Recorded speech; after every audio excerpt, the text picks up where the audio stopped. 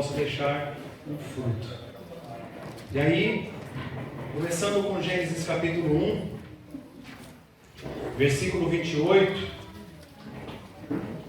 nós entendemos qual que é o propósito de Deus para a família. Gênesis 1, 28. Deus os abençoou.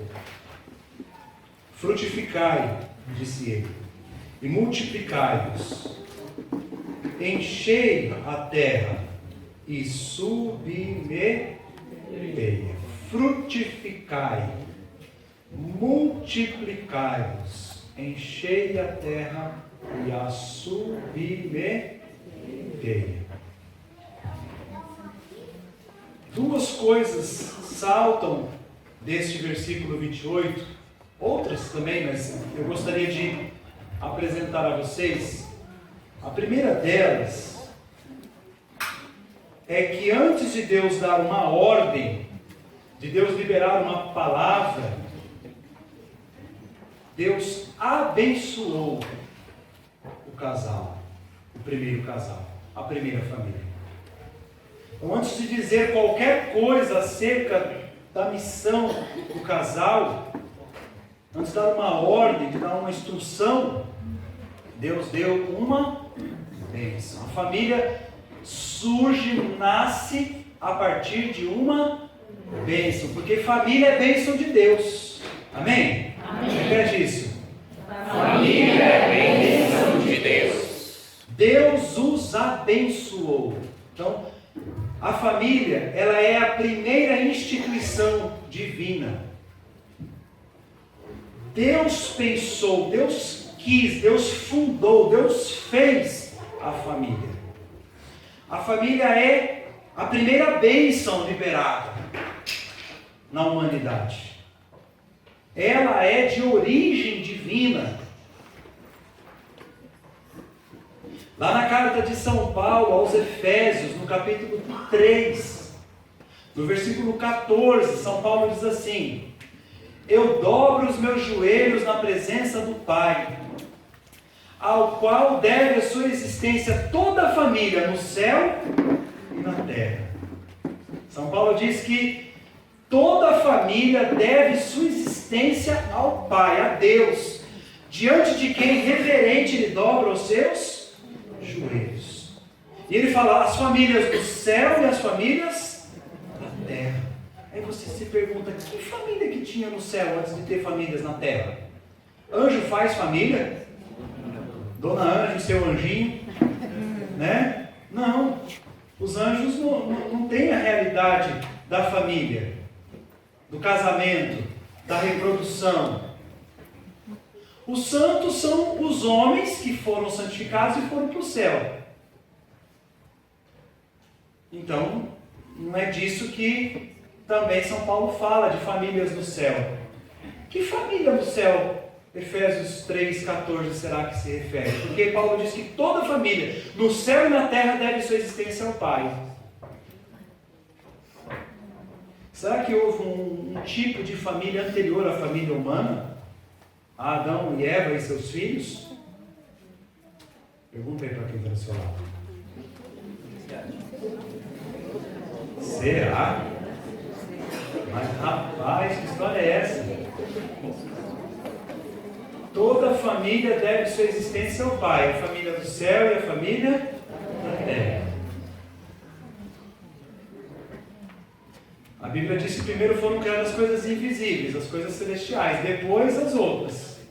Então, antes da família de Adão e Eva, já havia uma família no céu. Quem arrisca um palpite aí? Sobre que família é essa? Maria José? Não. Maria José vem bem depois. José, filho de Davi, já é a história de Israel. A Santíssima Trindade. Uma salva de palmas.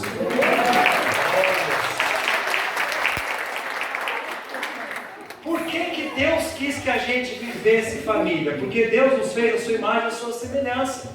E se a gente é a imagem e semelhança de Deus, Deus é família, Deus é amor. Deus é amor. São 3 pessoas em Deus. Não são 3 deuses. Deus é um só. Mas como uma família é uma só, uma unidade, né, familiar, Deus são 3 pessoas. A pessoa do Pai, a pessoa do Filho e a pessoa do Espírito Santo. Qual é o maior dos 3? Não tem. Eles têm igual divindade, igual natureza. Tá, o Pai vem primeiro. Pensa o Pai como um sol. O sol é quem emite a luz e o sol é quem emite o calor. O Pai é o sol, dele vem a luz que é o Filho, e do Pai com o Filho vem o calor, o fogo abrasador, que é o Espírito Santo. Mas quando você olha, você só vê uma realidade. O astro, o sol, é uma coisa só. Aí a gente estuda separadamente o astro, a luz e o calor. Mas é uma realidade só. O Deus é um só. O Pai nunca vai ser filho, porque está na identidade dele ser Pai. O Filho não é pai de ninguém, nunca foi e nunca será. A identidade de Cristo é ser filho. Quando o Pai apresentou ele no batismo, disse: este é o meu filho. É dele ser filho, ele nunca vai ser pai. E tem o Espírito Santo, que não é nem pai e não é filho, é Espírito. Os 3 são muito diferentes, mas os 3 são muito unidos. O mais diferente é o Filho, porque sem deixar de ser Deus, o que o Filho fez? Se tornou um de nós. E depois de ter se encarnado, vivido, exercido o ministério, pregado, curado, morrido na cruz, ressuscitado, ele voltou para o seio da família da Trindade. E no céu ele é verdadeiramente Deus, como ele sempre foi, nunca deixou de ser. E ele é verdadeiramente homem. Cristo está no céu com a sua humanidade, com o seu corpo glorioso. Aquele mesmo corpo que ele recebeu de Maria Virgem. Ele não deixou de ser Deus. E em Deus nós temos uma vida então familiar. Nós temos pessoas diferentes, mas com uma profunda unidade. Deu para entender isso?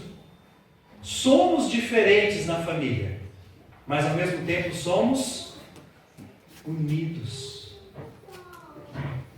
Então a família do céu é a Trindade, e ela é o modelo para toda a família na terra. A Trindade é o primeiro modelo. Foi modelo inclusive para a Sagrada Família de Nazaré. 3 totalmente diferentes, mas muito profundamente unidos. A tua família como é feita? De pessoas muito diferentes, mas chamadas a viver uma grande unidade, uma grande união. Então, o protótipo é o Deus que vive em família. Deus é um, mas não é solidão. Deus é família. Deus é a perfeita família, a perfeita comunidade. Amém, irmãos? Amém. Então, Deus abençoou a humanidade com o dom de si mesmo, com o dom da família. 1:26 diz que o homem é imagem e semelhança de Deus. Então, o homem é chamado a viver como Deus vive. E Deus vive em família. Em Deus tem autoridade, tem submissão, tem amor, tem sacrifício, tem doação. Em Deus tem fecundidade, Deus gera, Deus cria. Deus dá de si, faz o mundo, faz o homem. Deus dá o Espírito dele para nós, ele deu fecundidade. Ele quis ter filhos. Em Deus tem fecundidade, na família tem fecundidade. Então tudo que tem na família de Deus, que é a Trindade, Ele espera que tenha também na família dos homens, que é a nossa família. Então não esqueça jamais disso. Família é a grande bênção, a primeira das bênçãos que Deus concedeu ao gênero humano. Amém? Amém. Repete comigo: a minha família é uma bênção. A minha família é uma bênção. E aí Deus que abençoou, que fez surgir, que fez nascer, que fez existir a família, esse Pai que deu a existência à família, Efésios 3,14, deu uma ordem à família. Que ordem foi essa? Deus disse: frutificai, ou crescei em outras traduções. Deus disse uma segunda ordem: multiplicai-vos. Quais são as duas ordens que Deus deu? Crescer e multiplicar. Mais uma vez? Crescer e multiplicar. E aí vai ter uma terceira bênção, uma terceira palavra, que nós vamos pegar agora na carta aos Efésios, no capítulo 5. Pega lá. Novo Testamento. Carta de São Paulo aos Efésios, capítulo 5.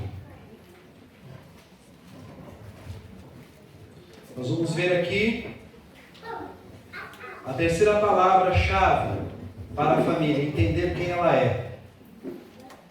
Já já nós vamos explicar cada uma brevemente. Efésios 5.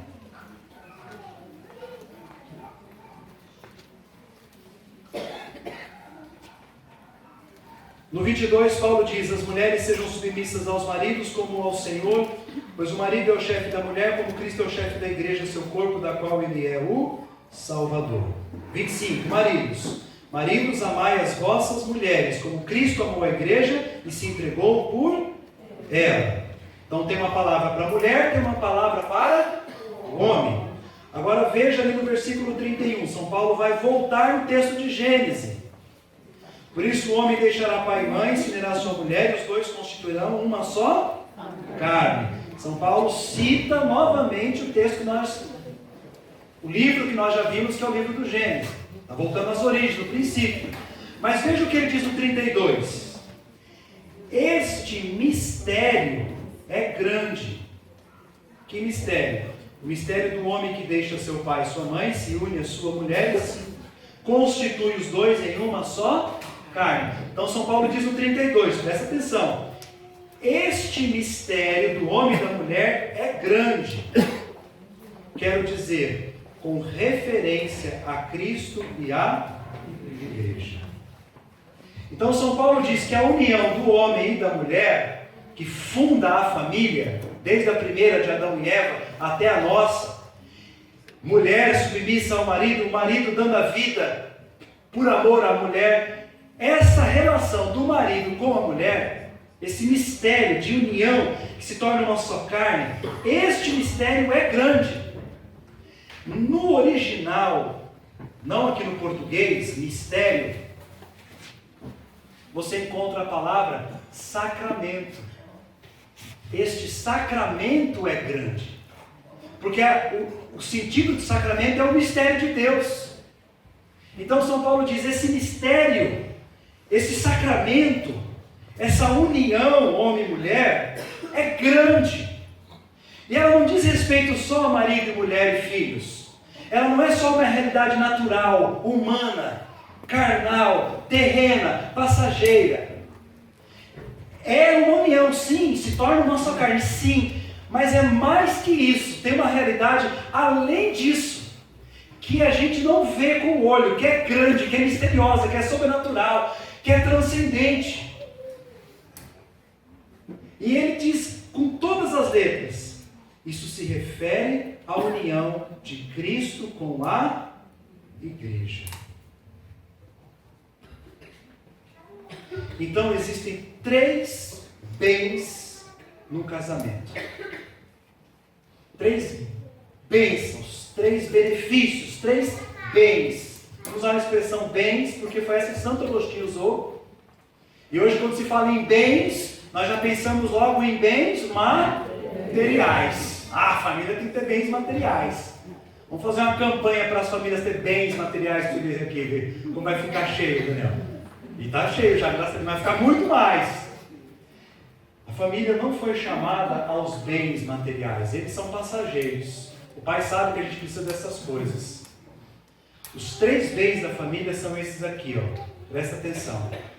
Presta atenção. Se tiver uma caneta, Anota. Quais são os 3 bens? Nós já vimos os 3. O primeiro bem da família, multiplicação. Prole, filhos. Porque Deus disse, multiplicai-vos e enchei a terra. Primeiro bem da família, ter filhos. O bem mais valioso de um casal são os seus filhos. Amém? Amém. Segundo bem de uma família. E aí, não foi combinado. Mas o segundo bem de uma família é fidelidade. Santo Agostinho que definiu, viu? Foi Santo Agostinho, não fomos nós nos bastidores. Qual é o segundo bem de uma família? Fidelidade. Já já a gente explica o que é isso. Filhos é o primeiro, prole. Segundo, fidelidade. E o terceiro bem de uma família? O sacramento. O sacramento. São 3 bens.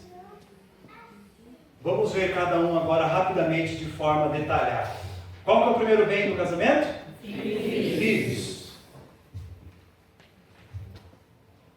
Por que ter filhos é um bem para o casal? Porque ter filhos faz o casal ser parceiro de Deus na criação. Faz o pai ser co-criador, faz a mãe ser co-criadora. Imagine que no ato conjugal, dentro do ventre de uma mulher, do útero de uma mulher, vai se desenvolver uma vida, mas aquela vida vai se desenvolver porque Deus milagrosamente pôs o seu dedo ali na hora da união carnal de ambos, da concepção, e Deus colocou uma alma espiritual ali, naquela minúscula, invisível unidade primeira que se formou do espermatozoide com o óvulo na fecundação. Ali Deus insuflou nas narinas do boneco um fôlego de vida, uma alma espiritual que nunca mais morrerá. Cada pessoa humana tem um direito à vida único, é um direito sagrado. Por quê? Porque ela foi feita para a eternidade. Tenha vivido 2 semanas ou 3 meses, ou 95 anos, aquela pessoa é tão pessoa quanto qualquer um de nós, e a sua alma espiritual não morrerá. Foi feita por Deus, com a colaboração dos pais, para a eternidade, com Deus ou longe de Deus. Você faz uma casa, ela vai passar. Você adquire um carro, ela vai passar. Você faz uma poupança, um investimento, tudo vai passar. Mas um filho gerado, mesmo que não nascido, eternamente estará na presença do Pai. É por isso que os casais que perderam gravidezes, claro, de modo espontâneo e voluntário, o aborto não provocado, podem dizer e devem dizer: eu tive tantos e tantos filhos. Você tem consciência de quantos filhos você teve? Porque mesmo que você não os conheceu, Deus os conhece e os ama na eternidade. Todo filho é um dom que você dá para o céu. O casamento é uma maneira concreta de darmos filhos para Deus. O filho é o bem mais importante, mais valioso que um casal pode ter. Por isso que dos 3 bens do matrimônio, o mais importante é a prole, é o filho. Porque a unidade um dia vai acabar com a morte. Até que a morte se fala, morreu, acabou. E um dia, aquilo que é o sacramento, o sinal da nossa união com Cristo e com a igreja, quando a gente chegar diante de Cristo da igreja, não vai ter mais por que sinalizar, porque a gente já vai ver Deus. O sacramento é um sinal de uma coisa que a gente não está vendo. Mas quando a gente chegar diante de Deus, não precisa ter mais sinal, porque a gente já está vendo. Mas o filho é para sempre. O filho é para sempre. A gente vive numa cultura, numa época, numa sociedade, se ouvir falar dos 3 bens, o que todo mundo menos quer é o primeiro e o mais importante, que é o bem dos filhos. Prole é o bem do casamento mais temido, detestado, rejeitado no nosso tempo. Por quê? Porque a gente vive uma doença nas famílias que foi separar os bens do matrimônio, foi separar as finalidades do matrimônio. O Deus que disse crescer e multiplicar, disse as duas coisas, uma ligada com a outra. No nosso tempo a gente está separando uma coisa da outra. Você tem mulheres que querem ser mães sem serem esposas, então não preciso estar unido a ninguém, não preciso de casamento, mas eu quero ter filho. Ou homens também, que arrumam um jeito de gerar, de ter um filho para ser pai, mas não quer ter esposa. Quer dizer, eu quero multiplicar sem estar unido. Você separou o ter filho do ter casa, do ter família. Isso tem ou não tem? O modelito da Xuxa lá da produção independente está bem reproduzido hoje em dia. Cada vez mais. E por outro lado, você tem casais que querem viver juntos, dividirem o mesmo teto e viver uma vida a dois, mas não quer ter filho. Olha que loucura. Tem gente querendo ter filho sem querer ter esposa e esposa, e tem esposa e esposa querendo viver sem ter filho. Nós estamos separando as finalidades do casamento. Dá para entender uma coisa dessa? Não dá. Imagine você convidar uma pessoa para almoçar na tua casa. Você falou fazer aquele prato especial que você gosta, que você adora. Aí você fala, olha, o fulano vai vir para comer. Aí teu filho ouve falar, e os filhos vão vir também? Vem, então dobra a medida aí, que os meninos são violentos. Faz pudim, faz não sei o que, faz macarrão. Para que ele veio na sua casa? Para comer. Você pode até assistir uma televisão, você pode conversar umas coisas, mas se ele foi na sua casa, ele foi na sua casa para comer. Aí no meio do almoço, tá todo mundo comendo ali, nossa que delícia, que tempero. As crianças já acabaram, já estão comendo sobremesa. Daí o chefe da família lá, que você convidou, sai assim e fala assim, com licença, eu vou até o banheiro vomitar. Peraí, você não veio aqui para comer? Não, mas é porque eu estou precisando vomitar. Não é porque eu estou passando mal, é porque... Faz sentido isso, gente? Claro, é uma coisa nojenta falar disso. A gente acabou de comer. Mas você chama uma pessoa para comer, e ela no meio da comida deixa de comer e vai pôr para fora o que ela comeu. Faz sentido? Isso não ofende a gente? Aí a cozinheira vai pensar o quê? Não é uma ofensa? Pois também é uma ofensa a Deus você separar as finalidades do casamento. Quem inventou o casamento foi Deus. Quando se separa as finalidades do casamento, você está fazendo uma ofensa a Deus. Querer ter filho sem ter esposa ou esposa, ou querer ter esposa e esposa sem ter filho, você entende que é uma loucura? É uma inversão? Você sentou à mesa para comer, você começa a comer do nada, você vai... Isso é maluquice. Então o bem maior são os filhos. Mas não é só pôr filho na terra. A realidade do sacramento nos ensina o seguinte, que a gente coloca os filhos no... Nós fazemos filhos para colocá-los aonde? No céu. Não é só gerar, não é só educar, não é só dar pão para comer. É educar para ser um adorador do Deus vivo, santo como cidadão dos santos no céu. Hoje em dia ninguém está pensando em realidades eternas, espirituais, quando tem filhos. Quando muito uma família tem 1,5, está muito bom. Tem um filho e um cachorrinho, né? Que já é considerado meio filho. Não no nosso país, né? Não, só na Noruega. Sabia que tem mais cachorro do que criança nos lares brasileiros? Sabia? Que até 20, 30 anos tinha 4 filhos por família no Brasil. Hoje só tem 2. Mas cachorro tem de sobra. Gente, para que nós geramos os nossos filhos? Nós geramos os nossos filhos para essa terra, para este mundo, para ter bens, para ter educação, para ter dinheiro, para ter fama, status, para nos dar status, para nos dar glória. Presta atenção, a família gera filhos em parceria, em cooperação com Deus. Para quê? Para que esses filhos possam viver a eternidade com Deus. É difícil dar de comer. Mas dar virtudes, dar valores, dar o evangelho, dar a fé, dar um caminho de santidade é mais difícil ainda. E é por isso que exige que haja uma estrutura por trás dos filhos chamada família, onde um é para o outro totalmente doado, dedicado, porque vamos juntos formar esses filhos para serem concidadãos dos santos. É uma meta muito elevada, mas é para isso que a gente recebe graça quando casa. É por isso que a gente casa diante do altar, que a igreja fez um sacramento só para isso, que nosso Senhor estabeleceu um sacramento da igreja só para isso. Existe uma graça no padre para perdoar pecado. Se eu for lá perdoar pecado de alguém, eu não vou perdoar pecado de ninguém, eu vou acumular pecado em cima de mim, porque eu não tenho autoridade para perdoar pecado de ninguém. Por quê? Porque eu não recebi a ordem, o sacramento, o poder de Deus para perdoar pecado. Ninguém de nós que não é sacerdote pode perdoar pecado. Por quê? Porque não tem graça para isso. Mas o padre tem graça, o sacramento deu graça. Meu Deus, como que eu vou formar meu filho para ser santo? Com a graça que Deus te deu no teu sacramento.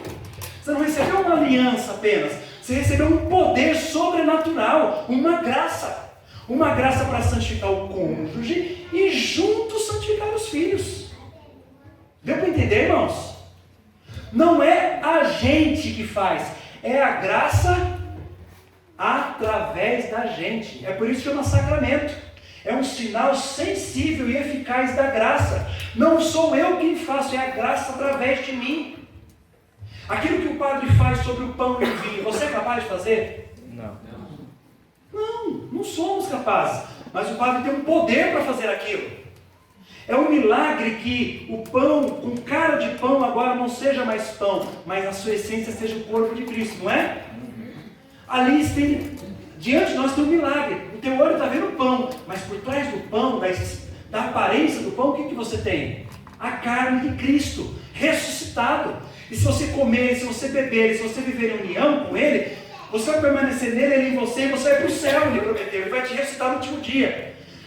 A Eucaristia é um milagre, mas um milagre proporcionado a nós pelo sacramento do Padre, da ordem. Não teria esse milagre se não tivesse o sacramento da ordem. Os filhos, tê-los em si já é um milagre. Gerar um filho é um milagre, é uma dádiva, é um dom, é uma bênção, é uma coisa muito grande. Mas não é só gerar para este mundo. Gerar para a eternidade é graça maior ainda, é um milagre. Os pais podem olhar para si mesmos e dizer: nós não temos condições. Só se Deus der um milagre, pois Ele já deu. No dia que você casou, você recebeu a graça sacramental do matrimônio, para você viver esse milagre, entre aspas, produzir este milagre. Deu para entender, irmãos? Não é o nosso braço, é a graça através de nós. Qual é o segundo bem do matrimônio? A fidelidade. Você podia também chamar de fé. O que é isso, a fidelidade? É uma unidade absoluta entre os dois, o marido e a mulher, de modo que eles são chamados por Deus de uma só carne. Uma só carne. É uma união física, corporal, é uma união psicológica e é uma união espiritual. O casal, disse o Papa Francisco, é a mais bela imagem de Deus na terra. O ícone mais bonito que fala do mistério de Deus é o casal humano. O marido e a mulher, na sua unidade, vivendo em harmonia, eles são um ícone, um reflexo, uma imagem de Deus na terra. Olha que coisa linda. A igreja canonizou recentemente os pais de Santa Teresinha do Menino Jesus, São Luís e Santa Zélia. Os dois queriam, cada um do seu modo, quando solteiros, serem religiosos, ela ser freira, ele ser padre. Deus os quis casados. Por um tempo, com medo de ofender a Deus, eles se absteram das relações sexuais conjugais, porque o desejo deles em ser religiosos era tão grande que eles queriam viver uma vida religiosa, até que um padre, um diretor espiritual falou: não, vocês se unirem em matrimônio para gerar filhos. É lícito, é sagrado. O ato conjugal é lindo, ele é santo. Por quê? Porque foi querido por Deus. O primeiro pecado não foi ato sexual. Não. Isso é uma caricatura que historicamente foi se desenhando, foi se pintando, até para atacar a igreja. O ato conjugal, ele é sagrado. Ele é um símbolo da união entre Cristo e a igreja. Quando um casal devidamente casado com o sacramento, ele se une no leito conjugal, a Carol vai falar disso, ele está renovando o sim que ele deu no altar. Cada ato conjugal é uma renovação do sim dado no altar. E Luiz e Zé entenderam isso, e se deram um ao outro, tiveram 9 filhos. 4 morreram pequenininhos, mal nasceram, morreram, mas as outras 5 filhas, todas elas foram religiosas. Eles fizeram os filhos para o céu. Mas por que teve essa graça toda nos filhos? Porque os dois viviam em profunda unidade. Unidade de oração, unidade de corpos na vida sexual, unidade financeira, partilha da vida. Hoje em dia você vê tantos casais, que coisa triste. Às vezes, do próprio modo como eles lidam com os bens materiais, eles demonstram que eles não estão unidos. É o dinheiro dele, o dinheiro dela. É o carro dele, o carro dela. É a conta dele, a conta dela. É o cartão dela, o cartão dele. É o dízimo dele, o dízimo dela. Peraí, na cama está unido, na carteira e no banco está separado? Sereis uma só carne, disse o Senhor, em tudo. E se a mulher não trabalha fora? Todo o dinheiro de quem trabalha fora é dela também. É uma só carne. Ah não, eu dou uma mesada para minha mulher, ela tinha que dar uma cadeirada na tua cabeça, né? História de mesada. Misericórdia, não é casamento não. É um contrato, mas é um contrato espiritual profundo, onde a mulher se submete à missão do marido, e o marido dá vida pela mulher. Não é isso que está escrito? Gente, se a gente entender o que é a fidelidade, a gente vai fechar a porta do divórcio, da prostituição, da pornografia. A gente vai fechar a porta de tanta coisa suja que está entrando nas nossas casas no tempo de hoje, pela televisão, pelas séries, pelas músicas. Tudo vem para separar, para desunir, para dividir. Quem divide é o demônio. A fidelidade ao cônjuge é uma forma de fidelidade a Cristo. Quem é fiel ao seu marido, à sua mulher, está sendo fiel a Cristo acima de tudo. Suportar por amor, suportar os defeitos, perdoar. Isso é bonito, isso é lindo. Fidelidade é uma conquista. A unidade vai gerando essa fidelidade, uma ajuda mútua. Mas só pode ser fiel quem extrai aquela graça que recebeu no sacramento. Do mesmo jeito que a graça nos ajuda a gerar e educar para os seus filhos, a graça nos ajuda a ser fiel. Ah não, nesse tempo de hoje não dá para ser fiel. Na fábrica que eu trabalho, com os amigos que eu tenho, com as amigas que eu tenho, eu não consigo ser fiel não. Você pode ser fiel, sabe por quê? Porque você não se juntou apenas, você recebeu um sacramento. Tem uma graça, tem uma consagração sobre você. A tua carne é fraca, mas a graça... Então você pode, não por você, mas pela graça que você recebeu. Está embutido na graça sacramental a fidelidade. Você pode ser fiel. Ah, e se eu já não fui? E se eu já venho sendo infiel aos poucos? Eu já traí? Então, o Senhor pode reparar, refazer todas as coisas. É possível o perdão, é possível a restauração. E a gente não é só infiel quando sai com alguém não, viu? A gente alimenta a infidelidade sobretudo aqui nos pensamentos. Jesus disse que quem olhar com cobiça para outra mulher, já adulterou com ela no seu coração. Toma muito cuidado com o que você anda assistindo, com as imagens que você vê. Se o seu celular não é acessível à tua esposa, ao teu esposo, você está correndo sério risco de trair a aliança que você contraiu no altar diante de Deus. Isso é algo muito sério. O casal tem que ter uma transparência muito grande, um confiar cegamente no outro. Essa coisa, o meu e o seu, minha rede social e a tua, isso é perigoso. Qual é a terceira? O último bem do matrimônio. Nós vimos os filhos, a prole, é o bem mais importante. O segundo qual que é? A fidelidade. A união e a fidelidade dos esposos é que geram os filhos, que sustentam os filhos. Esse é o segundo bem, a fidelidade, a unidade. E qual que é o terceiro? O sacramento. Presta atenção. No sacramento do batismo, tem uma matéria, não tem? Um elemento material que nos faz pensar na dimensão espiritual do sacramento. Qual que é a matéria do batismo? Água. Qual que é a matéria da confirmação? Crisma? O óleo. Qual que é a matéria da Eucaristia? A principal? O pão. A água simboliza o quê? Uma limpeza espiritual. O óleo, uma consagração a Deus. Mas no batismo, a água não é só um símbolo. No batismo católico, no sacramento, estou falando de fora da Igreja Católica.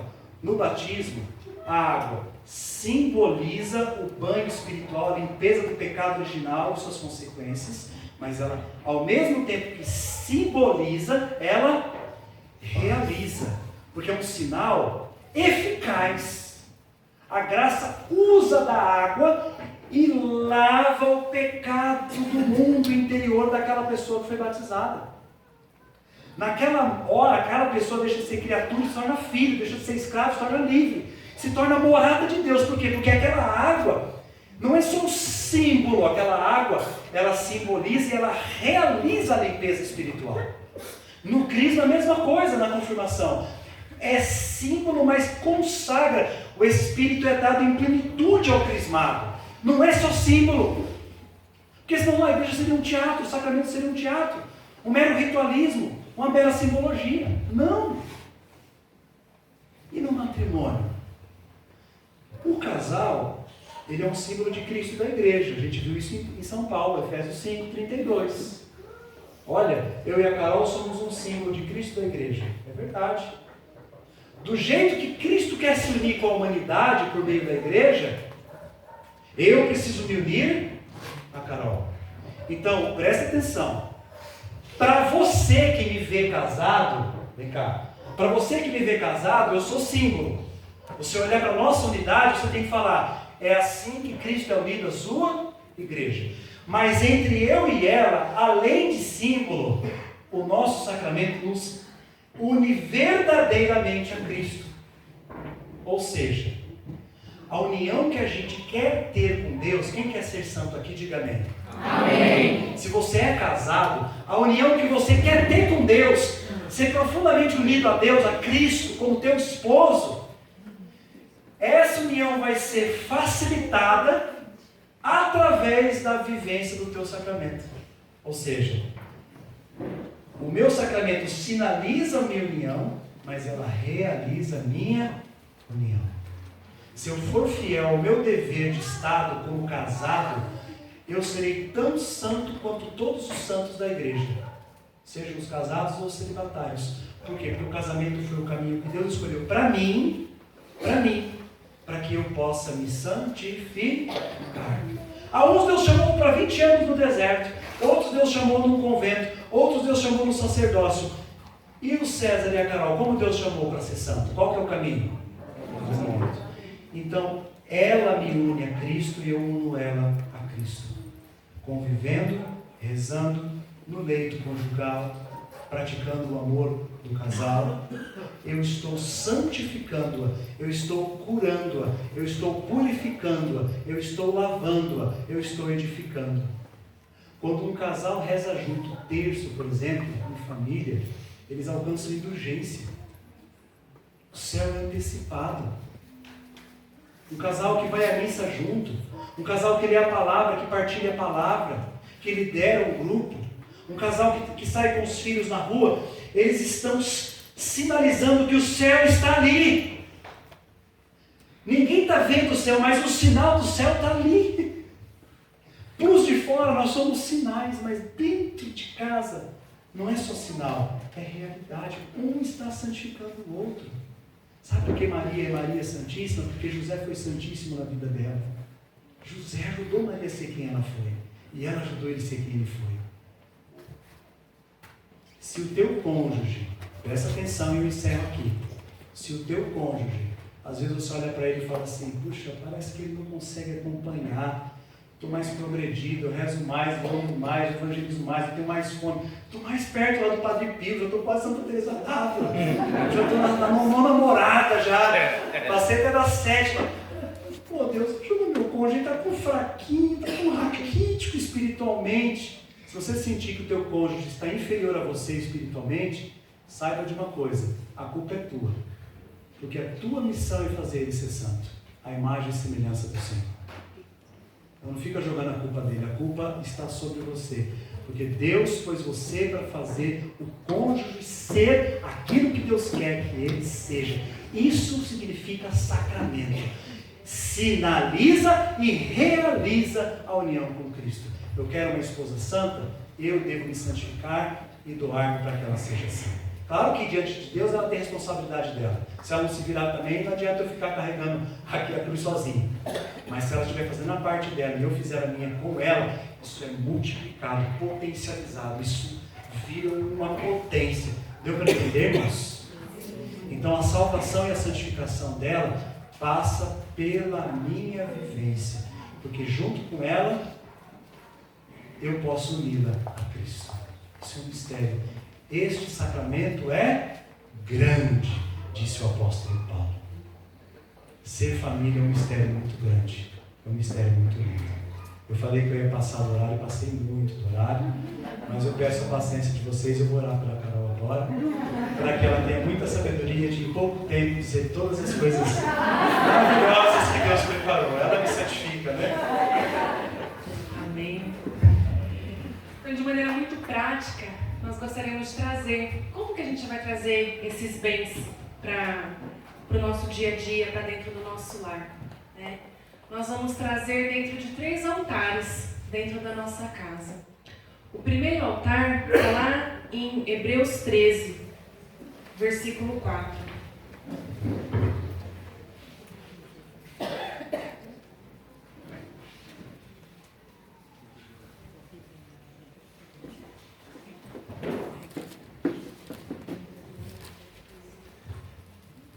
No finalzinho, Hebreus 13, versículo 4, vai dizer assim: vós todos considerai o matrimônio com respeito e conservai o leito conjugal imaculado, porque Deus julgará os impuros e os adúlteros. Vós todos considerai o matrimônio com respeito e conservai o leito conjugal imaculado, porque Deus julgará os impuros e os adúlteros. Então, dentro do nosso lar, o primeiro altar, como o César falou aqui da prole, é o nosso leito conjugal. E nós precisamos considerar e manter o nosso leito conjugal imaculado e puro.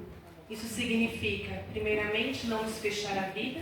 Então, qualquer coisa que faça de nós fechados à vida vai tornar o nosso leito conjugal manchado, e isso não é vontade do Senhor.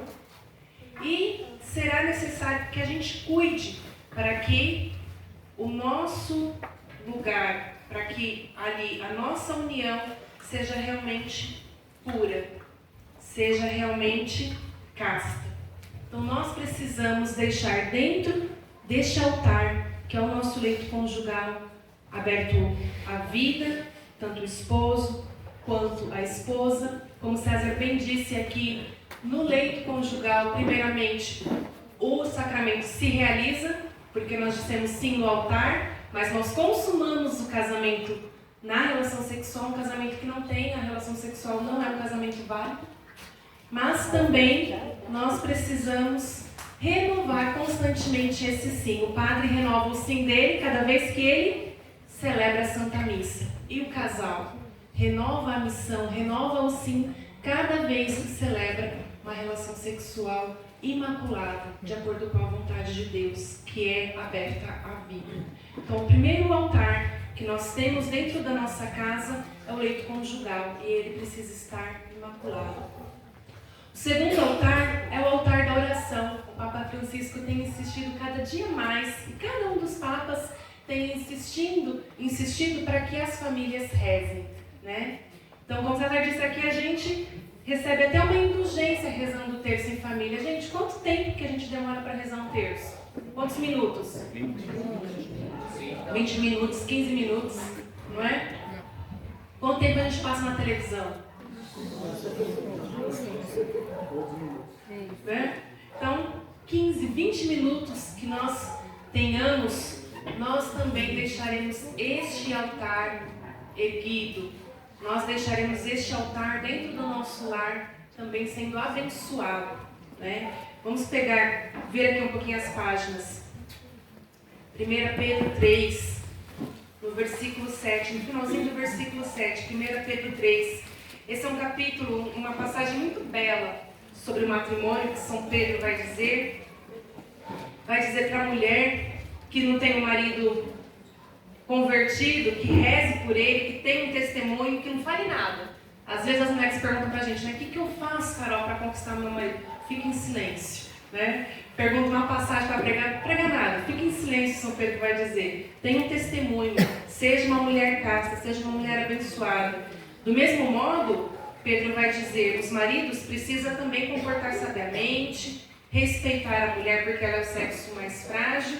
Aí ele vai terminar o versículo dizendo assim, elas são herdeiras com o mesmo direito que vós, da graça da vida. E ele diz assim, aos maridos, mas aos casais, tratai-a com todo respeito, para que nada se oponha às vossas orações. Às vezes o casal chega dizendo, né, a gente ou a gente reza, mas a nossa oração não é atendida, ou então a gente não reza. Para que as nossas orações sejam atendidas, nós precisamos estar unidos, nós precisamos respeitar um ao outro. Esse é o segundo altar dentro da nossa casa que nós precisamos erguer, o altar da oração. Quinta-feira agora, nós celebramos a primeira Eucaristia de 6 jovens lá na nossa comunidade. E eles não sabiam fazer o Pai Nosso. Eles não sabiam rezar o Vinde do Espírito Santo. Só como? Né? 15, 16, 17 anos, não sabiam. Vocês acham que isso está distante dos nossos lares? Nós precisamos erguer este altar dentro do nosso lar. O esposo precisa aprender a rezar. E a palavra de Deus vai dizer que o homem é o cabeça da casa. Né? Oração não é coisa de mulher. Às vezes as pessoas dizem, isso é coisa de mulher, né? Isso é coisa de mulher, deixa eu ir no grupo de oração, terça é coisa de mulher. Não, é de homem, é de família. Nós precisamos rezar. A mulher precisa ser um sinal de piedade, um sinal de silêncio, um sinal de intercessora. Não era assim antigamente? Vai fazer a prova, fala para a mãe, me reza, acende uma velhinha aí que vou fazer a prova, é difícil, né? Hoje em dia, os jovens não sabem nem fazer o sinal da cruz. Nós precisamos erguer este altar da oração dentro do nosso lar. E o terceiro altar é o altar da mesa. É o altar da comunhão. Quantas pessoas sentam à mesa para ter um momento de comunhão? Outro dia uma pessoa falava, vocês comem todos os dias sentados à mesa? Eu falei, como? Né? Como se eu fosse um ET. Todos os dias. Né? Por quê? A gente senta na frente da TV, cada um faz seu prato, um vai pro quarto. Né? Quando vocês tiverem os filhos adolescentes, quero ver. Não, gente. Isto é um bem que nós devemos ter dentro do nosso lar. Então, nós mulheres precisamos cozinhar todos os dias. Nós mulheres precisamos tirar a toalha de mesa manchada de macho tomate e colocar a toalha de renda para os nossos. Né? Os homens precisam trazer o alimento para dentro da casa, ainda que o trabalho seja ruim, ainda que ganhe pouco. O homem e a mulher precisam cuidar do altar da mesa também dentro do seu lar. Se nós cuidarmos de estarmos todos os dias reunidos pelo menos em uma refeição, nós no mínimo fazemos 4, né? O brasileiro no mínimo faz 4. A gente toma um café da manhã, almoça, toma um cafezinho da tarde e janta. Mínimo. Né? A gente precisa, pelo menos uma dessas refeições fazer juntos. Se nós fizermos essas refeições juntos, e não apenas comer, partilharmos da nossa vida, contar das nossas histórias. A gente lá em casa é uma sessão de histórias lá. E conta e fala, não reclama da cenoura não, que na minha época nem tinha, todo dia. Aí começa aquelas histórias, né? Se nós cuidarmos disso, duvido que as nossas famílias não fiquem unidas. Duvido que nós teremos casais separados. Se nós erguermos e cuidar de cada um desses altares dentro do nosso lar. É impossível ter esses altares erguidos dentro da nossa casa? É possível? Sim. Vamos então pedir ao Senhor essa graça. Amém? Vamos ficar em pé nesse momento.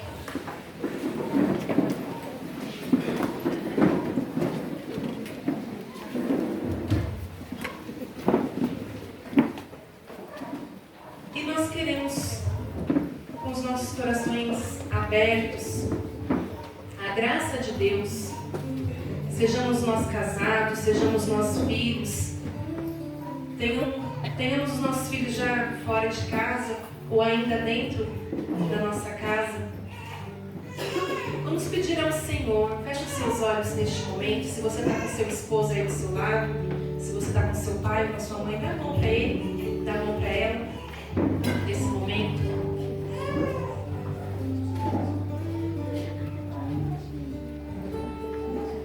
Com seus olhos fechados, vamos orar ao Senhor neste momento, pedindo a Ele, Autor de toda graça, Ele que foi o autor das famílias, poderia ter feito o ser humano de qualquer outra maneira, mas Ele quis trazer o ser humano ao mundo através da família. Ele mesmo se encarnou no seio de uma família. E nós te pedimos, Senhor, que nessa tarde a sua graça venha sobre as nossas vidas. Aqueles que são unidos pelo sacramento do matrimônio possam ter, por este mesmo sacramento, a graça de perseverar, a graça de ter o seu matrimônio renovado, de ter as suas forças refeitas, de ter os seus corações restaurados. Nós te pedimos, Senhor, nessa tarde, que venha nos conceder a graça de restaurar esses altares no nosso lar. Que nos conceda a graça, Senhor, de comermos juntos, de sentarmos à mesa, de partilharmos a vida, de ter a alegria, de ter a gratidão pelo alimento, por estar um com o outro, de ter a alegria e a gratidão de conviver, de partilhar, de ouvir o outro. Quantos esposos não se ouvem mais, não dialogam mais? Quantos pais não sabem o que os filhos fizeram ou fazem? Nós te pedimos, Senhor, que Tu possas, nessa tarde, renovar isso em nossas casas. Graças e louvores venha a todo momento Ao Santíssimo e Diviníssimo Sacramento. Graças e louvores venha a todo momento Ao Santíssimo e Diviníssimo Sacramento. Graças e louvores venha a todo momento Ao Santíssimo e Diviníssimo Sacramento.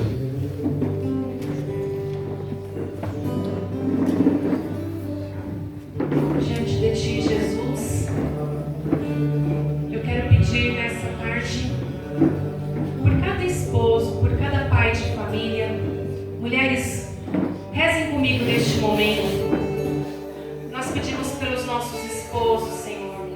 Nós pedimos pelos pais dos nossos filhos, que o Senhor nessa tarde abençoe, restaure, que o Senhor conceda nestes dias maus que nós vivemos toda a graça de serem homens segundo o seu coração.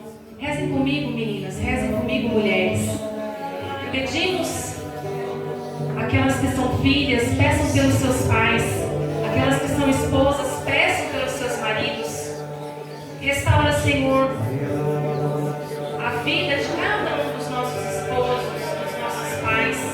Que sejam homens que estejam na Tua presença, que dobrem os seus joelhos diante de Ti, que ouçam, Senhor, a Sua voz. Que o Senhor conceda, Senhor, a dignidade